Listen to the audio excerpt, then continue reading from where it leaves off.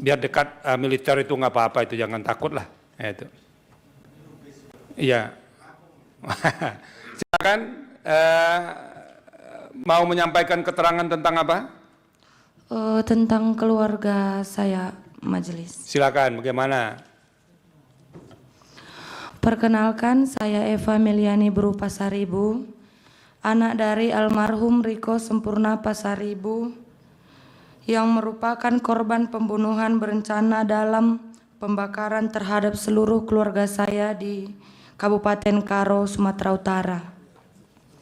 Tidak hanya ayah, ibu, adik, dan anak saya juga ikut tewas dalam kejadian tersebut, yang dimana peristiwa tersebut kuat dugaan saya dikarenakan pemberitaan ayah saya selaku jurnalis.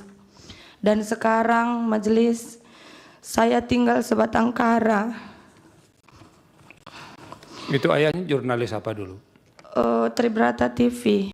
Tribrata TV di? Kabanjahe. Di Kabanjahe. Yang diberitakan itu tentang apa? Tentang, ini nanti saya jelaskan. Oke, silakan. Majelis.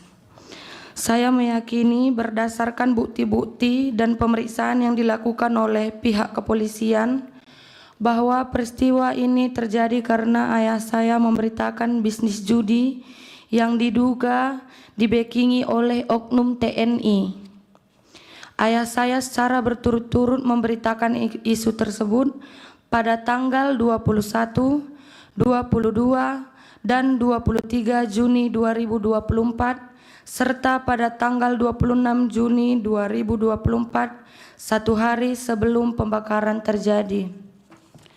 Dalam pemeriksaan dan bukti-bukti yang telah ditemukan, terungkap bahwa 1. Ayah saya didatangi oleh Koptu Herman Bukit yang meminta agar ayah saya menurunkan atau meng-take down berita terkait bisnis judi. 2. Ayah saya merasa terancam dan mengatakan akan meminta perlindungan ke Polda Sumut. 3. Ayah saya mengirim pesan bahwa ia merasa sangat terancam oleh Koptu Herman Bukit, dan pesan itu juga ia sampaikan kepada Kasat Reskrim Polres Tanah Karo. 4. Koptu HB juga mengirim pesan kepada Pemret ayah saya agar menurunkan berita tersebut.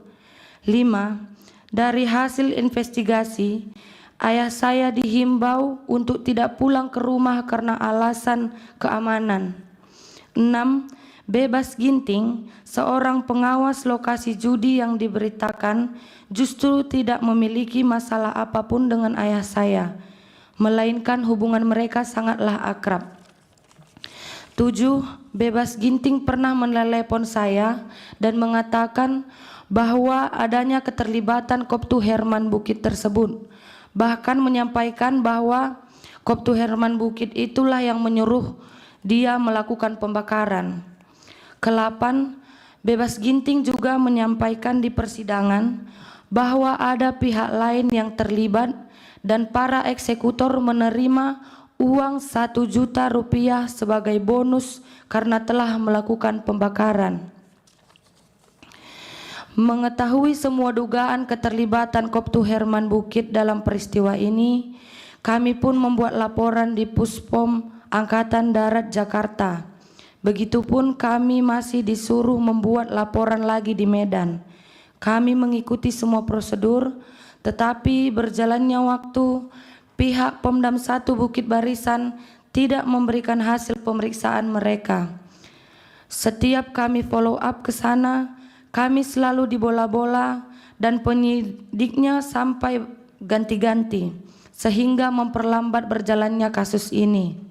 Kami juga sudah advokasi di nasional, mendatangi Puspom Angkatan Darat di Jakarta, dan Wadansat Idik Puspom Angkatan Darat menyampaikan kepada kami kalau akan segera ditetapkan tersangka. Tetapi ketika kami kembali ke Medan, kami kembali dihadapkan kepada proses yang tidak jelas dan tidak transparan dari Pomdam 1 Bukit Barisan. Yang Mulia Majelis Hakim, perbedaan perlakuan antara pelaku sipil dan pelaku dari unsur militer sangat terlihat dari awal penanganan perkara. Para pelaku sipil ditangkap cepat, ditahan, diperiksa secara terbuka, dan proses persidangan berjalan dengan akses publik penuh. Sebaliknya, proses terhadap Koptu Herman Bukit tersebut berlangsung tertutup, minim informasi, dan tidak melibatkan mekanisme pengawasan yang memungkinkan keluarga korban atau masyarakat sipil melakukan pemantauan. Keadaan ini menimbulkan kekhawatiran mendalam sekaligus luka hukum bagi saya sebagai korban, karena menunjukkan bahwa ketika seorang pelaku berasal dari institusi militer, proses hukum seolah berada di luar jangkauan kontrol publik. Berbeda dengan jika pelakunya seorang warga sipil. Dalam konteks ini, pemberitaan media secara konsisten menggarisbawahi bahwa ketertutupan peradilan militer dan kewenangan internal institusi TNI berpotensi membuat proses hukum terhadap anggotanya tidak akuntabel dan rawan melahirkan impunitas. Fakta bahwa Koptu Herman Bukit, meskipun telah disebut dalam banyak keterangan, bukti elektronik, serta kesaksian para pihak, masih tetap bertugas dan tidak diproses secara transparan.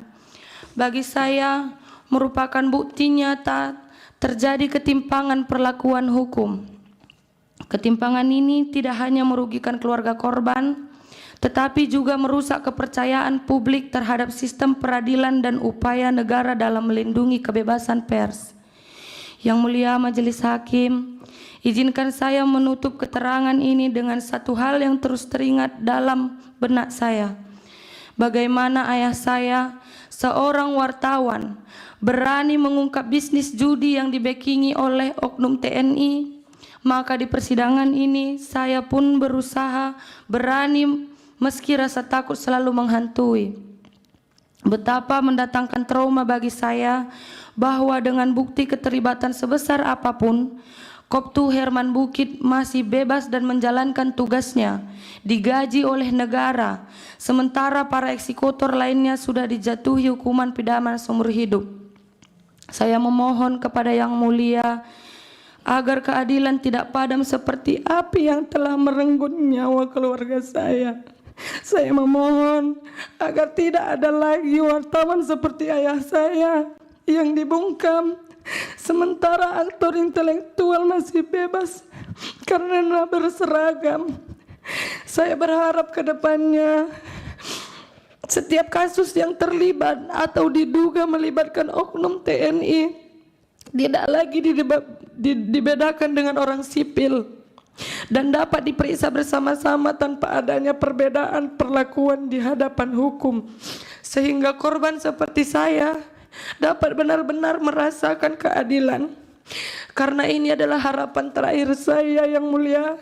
Saya sangat-sangat bermohon kepada Yang Mulia Majelis Hakim sekalian agar dapat mempertimbangkan permohonan saya, anak sebatang kara ini, dalam mencari keadilan di dunia yang hanya sementara ini.